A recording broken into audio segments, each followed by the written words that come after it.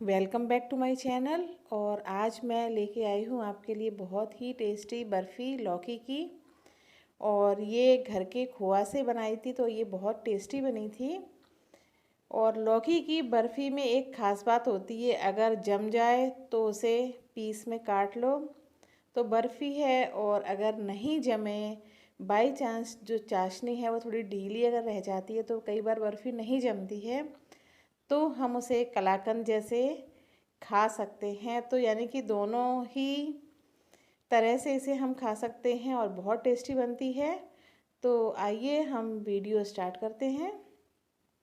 इसके लिए हमने एक लौकी ली थी और उसे हमने छील कर और कद्दूकस कर लिया था।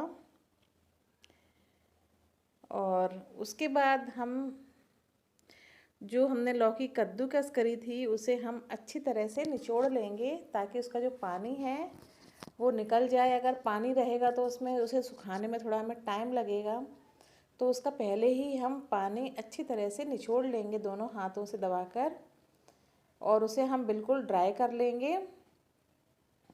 और उसके बाद फिर हम उसकी बर्फ़ी बनाना स्टार्ट करेंगे। तो यहाँ पर हमने उसे अच्छी तरह से निचोड़ लिया है और उसके बाद हम इसकी बर्फ़ी बनाएंगे।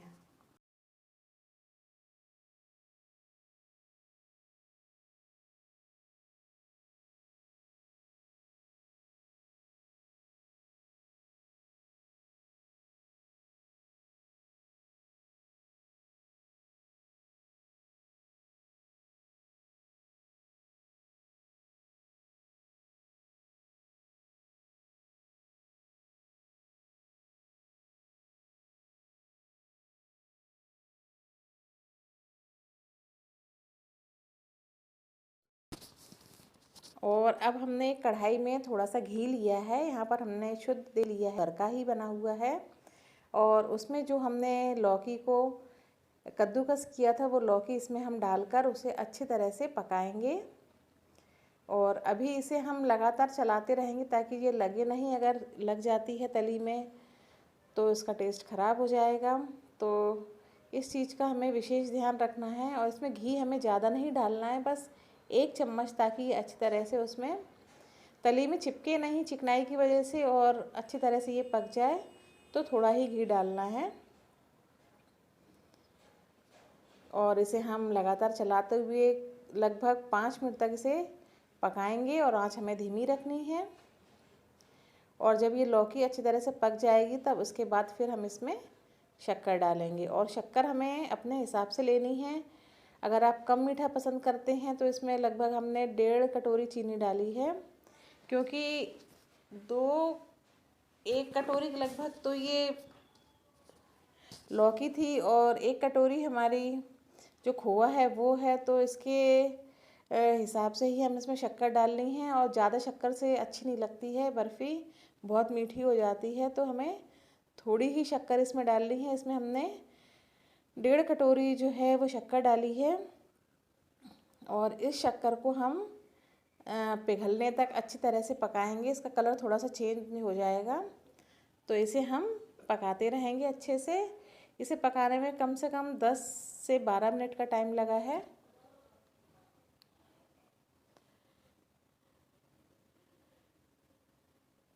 तो इसे हम अच्छी तरह से, जब तक ये चीनी मेल्ट नहीं हो जाए तब तक इसे हम पकाएंगे, थोड़ी सी इसकी अच्छी सी चाशनी बन जाए।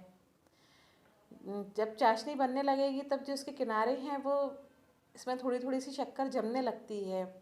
और इस मिश्रण को हम एक कटोरी में पानी लेकर उसमें डालकर देखेंगे। अगर उसके जो है वो गुठली सी बनने लगे, यानी दोनों हाथों से उसे हम देखेंगे, तो जब उसका लड्डू जैसा छोटा सा बन जाएगा तो समझ जाएंगे कि हमारी जो चाशनी है वो तैयार हो गई है। इसका कलर देखिए चेंज हो गया है, और जो चाशनी है वो भी अच्छी तरह से बन गई है। तो अब हम खोआ लेंगे, और खोआ को हम गैस बंद करने के बाद डालेंगे। इसमें अब हमने डाल दिए हैं थोड़े से ड्राई फ्रूट्स और इलायची पाउडर, और इसको भी थोड़ा सा हम पका लेंगे 1-2 मिनट के लिए। और ये ऑप्शनल है, आप नहीं डालना चाहें तो कोई बात नहीं, लेकिन डालने से थोड़ा अच्छा लगता है। और इन सबको भी हम पका लेंगे। और जब ये पक जाएगी तब उसके बाद हम डाल देंगे इसमें खोआ। और खोआ हमें तब डालना है जब हम गैस को कर देंगे ऑफ, क्योंकि अगर हम खोआ को भी पकाएंगे तो जो खोआ है वो लाल हो जाएगा, तो वो जो बर्फ़ी है उसका कलर थोड़ा अच्छा नहीं लगेगा। तो खोआ हमें मिलाना है गैस को बंद करने के बाद, और इस खोआ को भी इस मिश्रण में हम अच्छी तरह से मिक्स कर देंगे।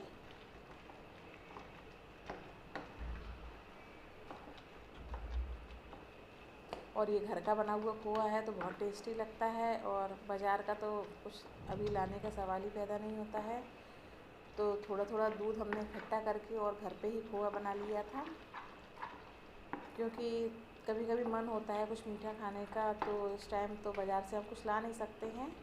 तो इस तरह से अगर हम घर पर ही सब चीज़ें बना लेंगे तो ये हेल्दी भी रहती है और सेफ भी है। तो इस तरह से हम घर में थोड़ी सी मेहनत करके और इस तरह की मिठाइयाँ घर पर बना लें तो ये हम सबके स्वास्थ्य के लिए, सभी चीज़ के लिए अच्छा है। तो ये हमने खोआ इसमें अच्छी तरह से मिक्स कर लिया है, और एक अब थाली में हमने थोड़ा सा घी लगा के उसे ग्रीस कर लिया है, और उसमें इस मिश्रण को हम डालकर और इसकी बर्फ़ी बनाएंगे।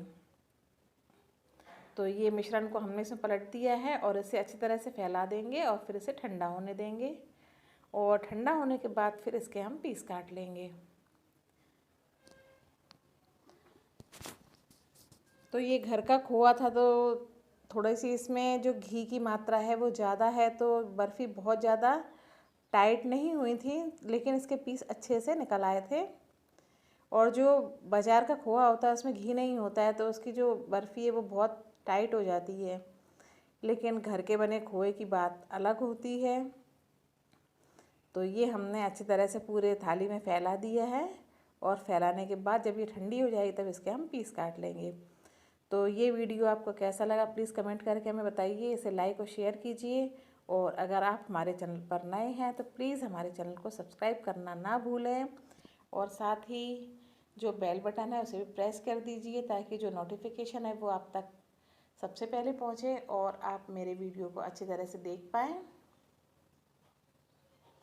तो ये हमने पीस काट लिए थे, देखिए बहुत टेस्टी बनी थी, और घर की बर्फ़ी है तो टेस्ट तो अलग होगा ही।